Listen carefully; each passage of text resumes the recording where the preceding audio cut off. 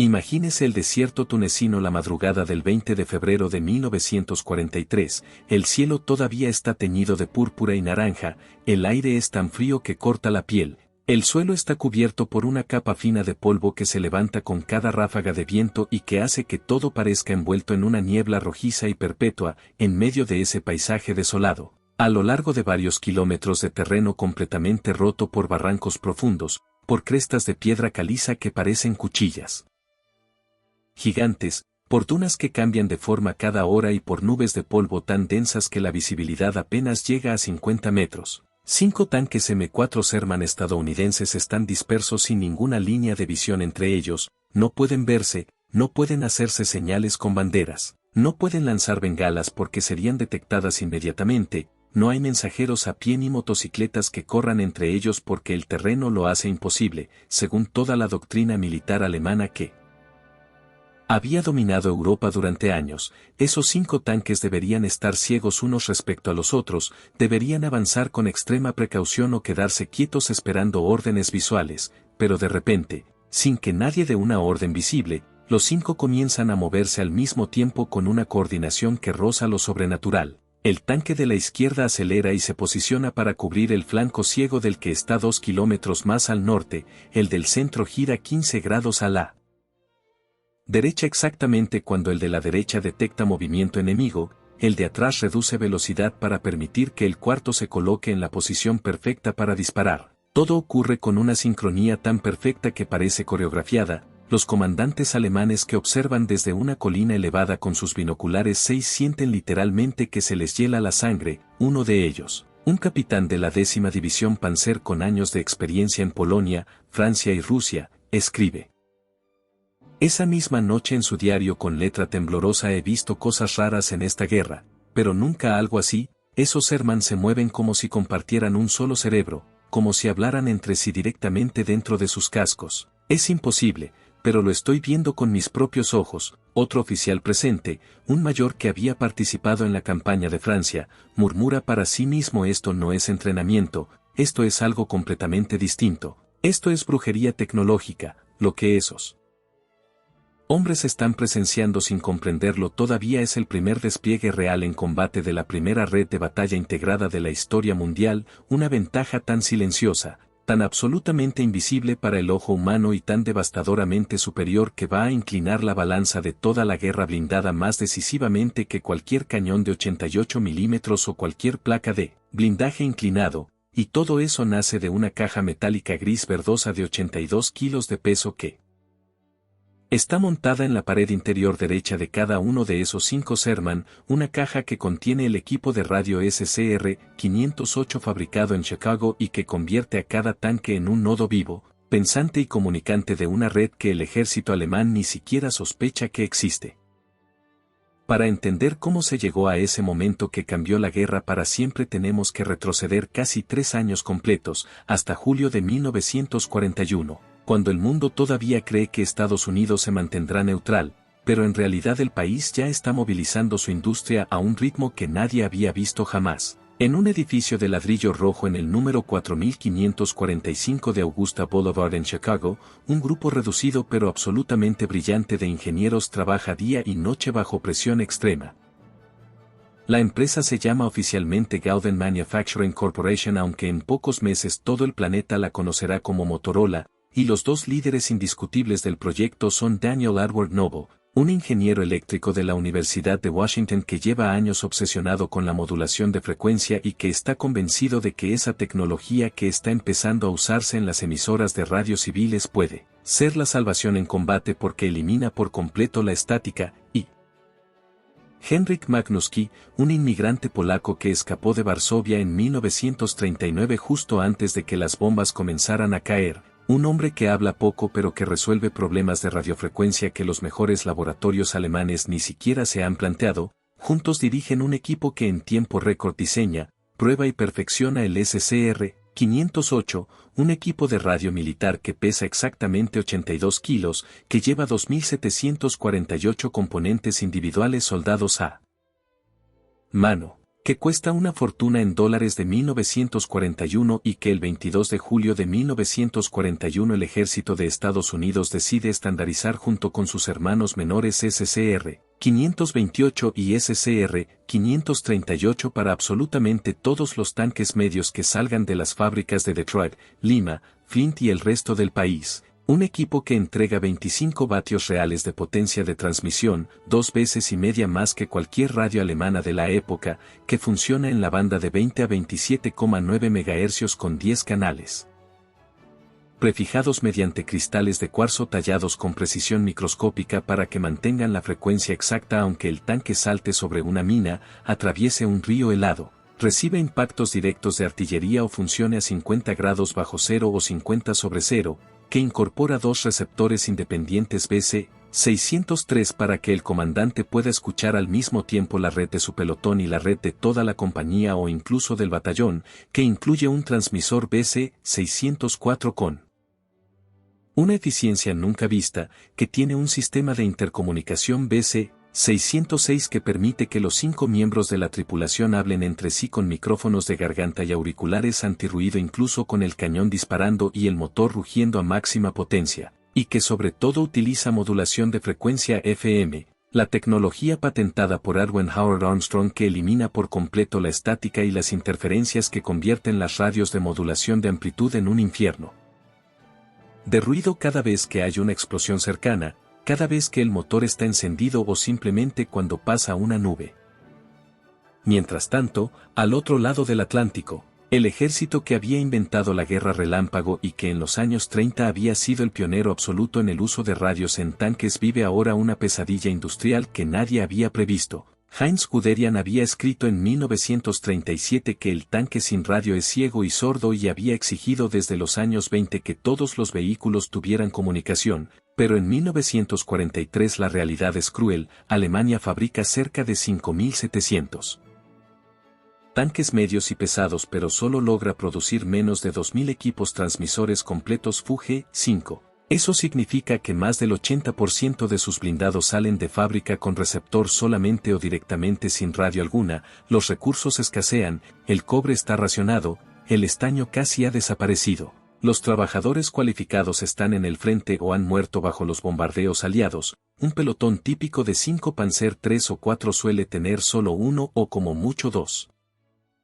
vehículos capaces de transmitir. Los demás llevan Fuge-2 que solo reciben órdenes pero nunca pueden responder ni avisar de lo que ven. Funcionan bajo una jerarquía rígida en la que el jefe da órdenes por radio y los subordinados las ejecutan con acciones físicas porque no tienen forma de hablar. Si destruyen el tanque del jefe, que siempre es fácil de identificar por sus antenas extras y su posición avanzada, todo el pelotón queda instantáneamente ciego, sordo y completamente descoordinado, y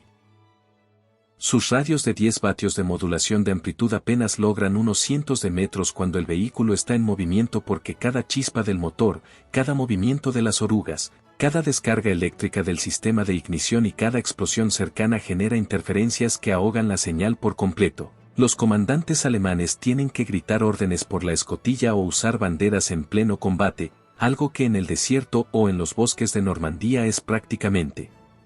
imposible.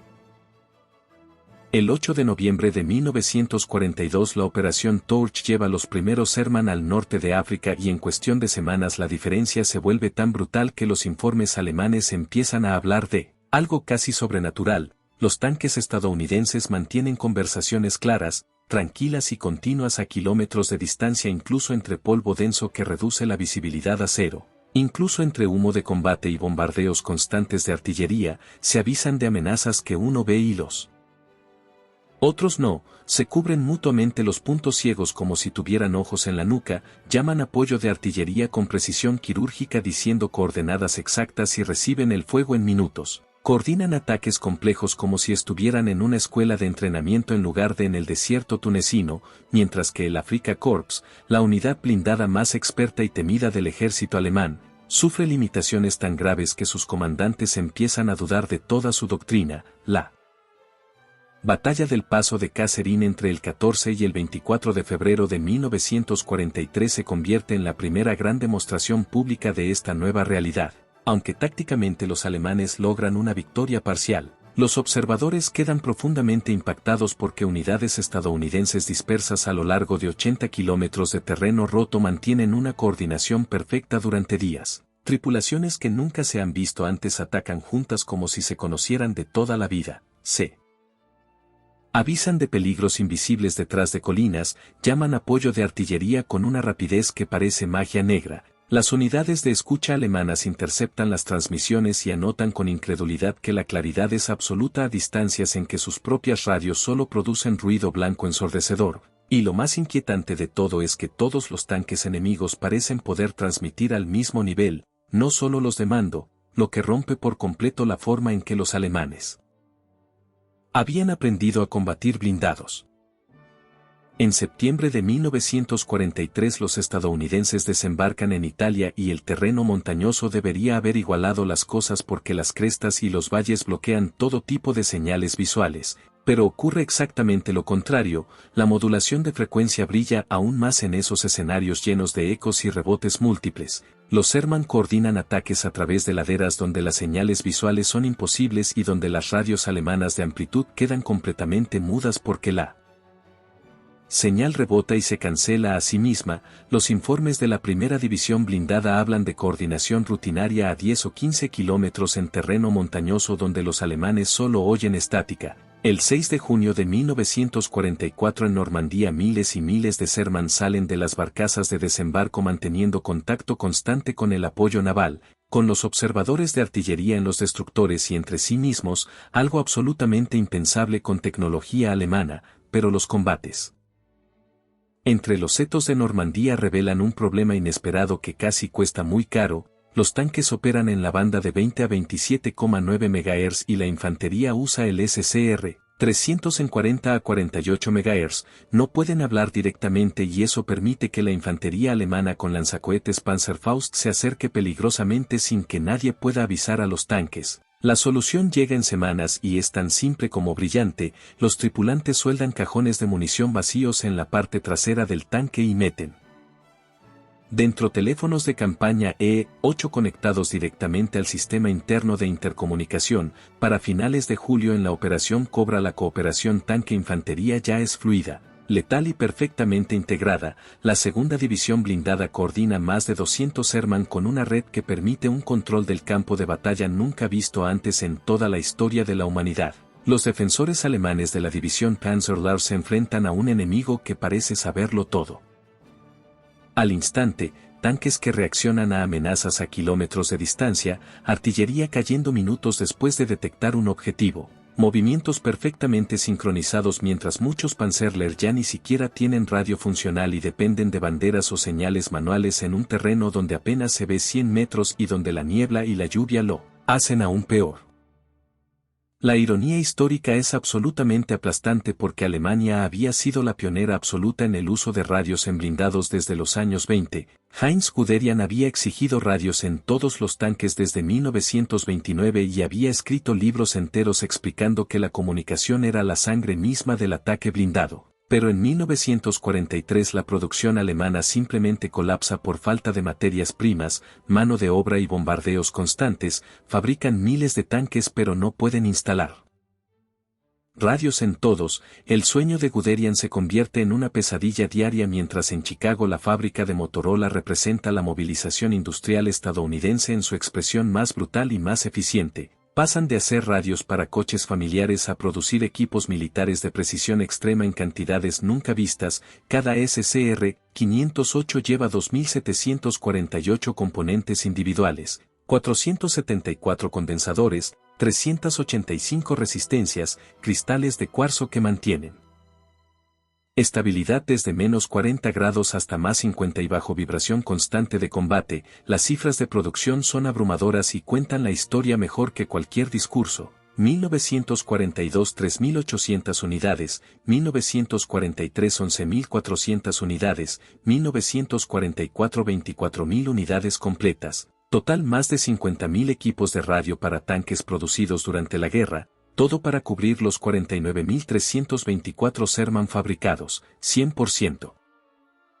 Equipados, 100% conectados, 100% letales, mientras la Unión Soviética, que fabrica más tanques que cualquier otro país del planeta, envía la inmensa mayoría de sus T-34 al combate sin radio alguna, y solo en 1945 logra equipar al 25% gracias al préstamo y arriendo estadounidense que incluye cientos de SCR-508 para sus tanques de mando. Las ventajas técnicas del sistema estadounidense son tan numerosas que parecen de ciencia ficción para la época: cristales de cuarzo que nunca se desintonizan aunque el tanque dé vueltas de campana, doble receptor para escuchar dos redes a la vez sin perder ni una palabra, intercomunicador integrado con micrófonos de garganta y auriculares antirruido que permiten hablar incluso con el cañón de 75 milímetros disparando a pocos centímetros, alimentación estabilizada mediante dinamo motor que elimina por completo los ruidos eléctricos del sistema del tanque, algo que las radios alemanas nunca logran y que las convierte en un infierno de estática cada vez que el motor está encendido. Muchos tanques alemanes ni siquiera tienen intercomunicador interno y la tripulación se comunica a gritos, golpes en el hombro o patadas en la espalda. Esa comunicación universal cambia por completo la doctrina estadounidense. Los comandantes pueden crear grupos de combate flexibles sobre la marcha. Seguros de que todos pueden coordinarse al instante sin importar la unidad de origen, los comandantes alemanes acostumbrados a estructuras rígidas por falta de radio simplemente no entienden cómo es posible y siguen creyendo que basta con destruir el tanque con más antenas para desorganizar todo el ataque. En la batalla de Arracourt en septiembre de 1944, la Cuarta División Blindada estadounidense se enfrenta a varias brigadas alemanas equipadas con los nuevos Panzer, que son superiores en blindaje, cañón y prácticamente todo menos en comunicaciones, y la coordinación por radio convierte la batalla en una masacre absoluta: 281 vehículos enemigos destruidos por solo 41 Sherman perdidos, un ratio de 7-1 que desafía todas las especificaciones técnicas sobre el papel. Durante toda la guerra los informes de inteligencia alemana hablan una y otra vez de excelente disciplina de radio estadounidense y lo atribuyen siempre al entrenamiento intensivo, nunca a la tecnología. Siguen atacando los tanques con más antenas pensando que son los únicos que realmente mandan, sin darse cuenta de que literalmente todos pueden hacerlo. En marzo de 1945, la captura del puente de Remagen sobre el Rin muestra la velocidad de decisión estadounidense en su máxima expresión. Un pelotón descubre por casualidad que el puente Ludendorff está intacto. La noticia viaja por radio en minutos hasta el cuartel general del primer ejército y en menos de una hora divisiones enteras están moviéndose para explotar la oportunidad, mientras los alemanes, dependientes de líneas telefónicas que la aviación aliada destroza sistemáticamente, no pueden reaccionar con esa velocidad. En abril de 1945, el cerco del bolsillo del Ruhr atrapa a 325.000 soldados alemanes, en gran parte porque su red de comunicaciones colapsa por completo mientras la estadounidense sigue funcionando perfectamente. Cazabombarderos P-47 Thunderbolt guiados por controladores aéreos avanzados con radio destruyen sistemáticamente todos los nodos de mando enemigos uno tras otro. Los tripulantes estadounidenses nunca se sienten solos aunque estén físicamente aislados en medio del caos, porque la radio los mantiene conectados con sus compañeros, con la artillería, con la aviación y con el mando superior. Los alemanes viven la experiencia psicológica contraria: aislamiento total incluso estando a pocos metros de sus compañeros, porque no pueden hablar, no pueden avisar, no pueden pedir ayuda. Después de la guerra, los equipos técnicos estadounidenses evalúan el material capturado y llegan a una conclusión devastadora que aparece en informes oficiales: los tanques alemanes tenían mejor blindaje frontal, mejor cañón de alta velocidad y mejor óptica en muchos casos, pero sus comunicaciones estaban literalmente 5 años atrasadas. Los evaluadores soviéticos llegan exactamente a la misma conclusión y cuando diseñan sus tanques de posguerra copian los sistemas de radio estadounidenses y no los alemanes. Las cifras finales son tan demoledoras que parecen inventadas. Estados Unidos produce más de 50.000 radios avanzados SCR 508-528-538 para exactamente 49.324 Sherman, 100% equipados, 25 vatios de potencia, estabilidad de cristal, alcance real en movimiento de 11 a 24 kilómetros. Alemania produce aproximadamente 6.000 transmisores completos Fuge 5 para más de 12.000 tanques medios y pesados. Producidos entre 1943 y 1945, aproximadamente 20% equipados con transmisor completo, 10 vatios de potencia, estabilidad variable que se pierde con cada vibración, alcance real en movimiento de 800 a 1600 metros como máximo, tiempo medio para coordinar una misión de artillería Estados Unidos 3 a 5 minutos, Alemania 15 a 30 minutos o más, porcentaje de tanques con capacidad plena de comunicación Estados Unidos 100%, Alemania 20%. La superioridad en comunicaciones del Sherman establece de una vez y para siempre el principio que aún rige la guerra blindada moderna y que se ha confirmado en todos los conflictos posteriores. La información y la coordinación valen infinitamente más que el blindaje o el cañón más potente. En el desierto de Irak en 1991 y nuevamente en 2003 se vuelve a demostrar con una claridad brutal. Fuerzas con red superior destrozan tanques individualmente superiores pero completamente desconectados. La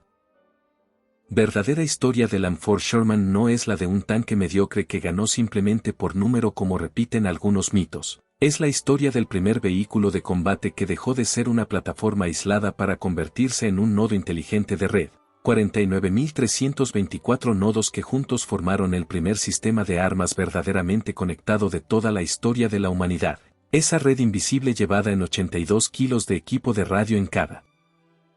tanque fue más decisiva que cualquier mejora en cañón o blindaje inclinado. Los ejércitos enemigos descubrieron demasiado tarde que cada Sherman no era solo un tanque sino una pieza activa de un cerebro colectivo que ningún vehículo individual por perfecto que fuera técnicamente podía igualar. La capacidad de compartir información al instante, de pelear como un solo organismo en lugar de como máquinas separadas decidió la guerra más que cualquier otra ventaja visible o medible, la superioridad absoluta en el espectro electromagnético cambió la guerra para siempre y enseñó la lección que todavía hoy define todos los campos de batalla modernos del planeta: quien domina la conexión gana, quien pelea aislado pierde irremediablemente, siempre, sin excepción.